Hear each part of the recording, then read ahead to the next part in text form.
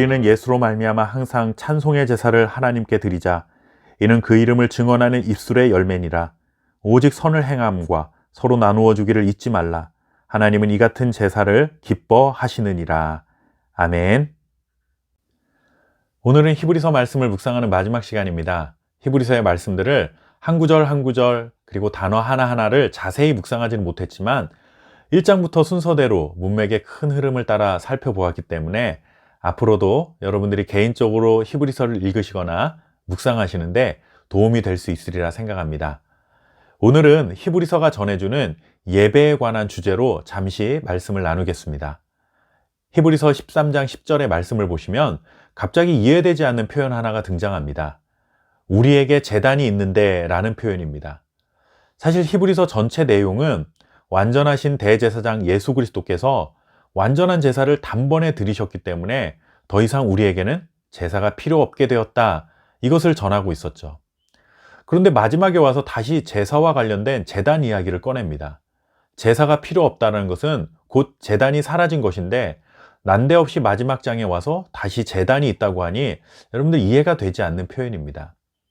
그런데 여기서 말하는 제단은 비유적 표현입니다. 실제로 구약 제사에 필요했던 제단이 아니라 비유적으로 표현해서 제단이라는 단어를 사용한 것입니다. 제단은 어떤 곳입니까? 제단은 제물이 올려진 곳입니다. 제물은 제사 드리는 사람들이 하나님께 자신을 드리는 헌신의 의미가 담겨 있습니다. 제물을 불로 태우는 것은 일반적인 모습인데 불로 태운다는 것은 완전한 헌신을 의미하는 것이죠.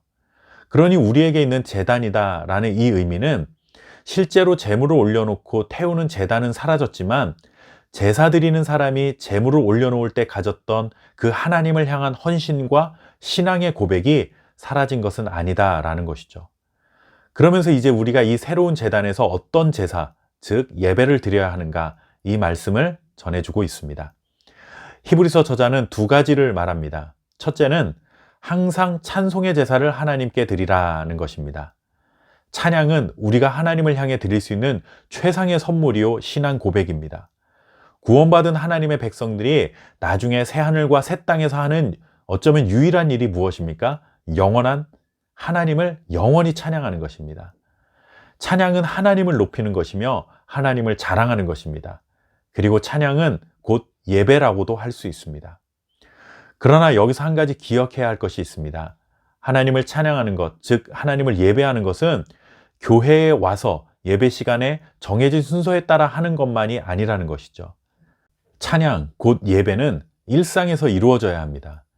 오직 하나님은 한 분이시며 그분만이 나의 삶을 주관하시는 진정한 주인이라는 사실을 우리가 살아가는 모든 일상의 삶에서 고백하며 살아가야 하는 것입니다. 특히나 박해와 고난 속에 있던 히브리서 독자들의 상황에서 생각해 본다면 일상에서 하나님을 찬양하고 예배하며 신앙 고백하는 일은 정말 눈물겹게 힘든 일이었습니다. 그들이 일상에서 이런 고백으로 살아간다는 것은 단순히 믿음이 좋은 정도가 아니라 생사의 갈림길에 서서 신앙 고백하는 일이었습니다. 자칫 생명을 잃을 수 있는 상황에서 그들은 담대한 신앙의 고백을 지켜간 것이죠. 어떤 상황에서도 하나님을 나의 주님으로 고백하고 증언하는 것이 진정한 예배이며 진정한 신앙인의 모습인 것입니다.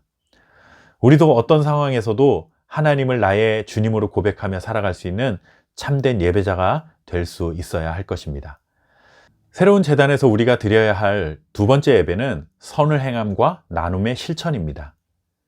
어떤 상황에서도 하나님을 나의 주님으로 고백할 수 있는 참된 예배자라면 이웃과의 관계에서 선을 행하고 나눔을 실천해야 하는 삶으로 이어져야 한다는 것이죠. 조금 전에 살펴보았던 첫 번째 예배에서 찬양의 제사는 입술의 열매라고 성경이 말합니다. 그런데 이 두 번째 열매인 선을 행함과 서로 나누는 것은 이웃을 향한 실천적인 행동의 열매다라고 말하고 있습니다. 그러니 하나님을 향한 위대한 신앙 고백은 반드시 선을 행하고 나누는 것을 통해 열매를 맺어가야 하는 것이죠.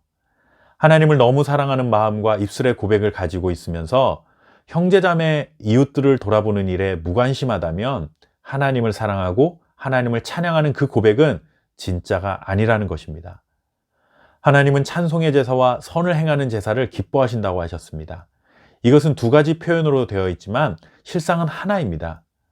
기차는 칸칸이 나눠져 있지만 제일 앞선 기관차가 움직이면 뒤에 있는 칸들은 자동으로 따라서 움직입니다. 하나님이 기뻐하시는 예배의 삶이 이와 같은 것이죠. 하나님은 우리에게 더 큰 구원, 더 확실한 소망을 분명히 주셨습니다. 어떤 핍박과 환난과 고난 속에서도 우리는 생명을 걸고 찬송의 제사를 드리는 삶을 살아가야 합니다. 그러나 그것으로 멈춰서지 마시고 이웃을 향한 선을 행함과 나눔의 실천으로 하나님이 기뻐하시는 예배자로 살아가기를 바랍니다. 히브리서가 우리에게 전해주는 이 마지막 권면의 말씀을 우리의 마음에 새기고 하나님의 기쁨으로 살아가는 저와 여러분 될 수 있기를 간절히 소원합니다. 내일부터는 히브리서 묵상으로 인해 잠시 쉬었던 시편 말씀으로 다시 만나 뵙도록 하겠습니다. 오늘도 복된 하루 되시길 바랍니다. 감사합니다.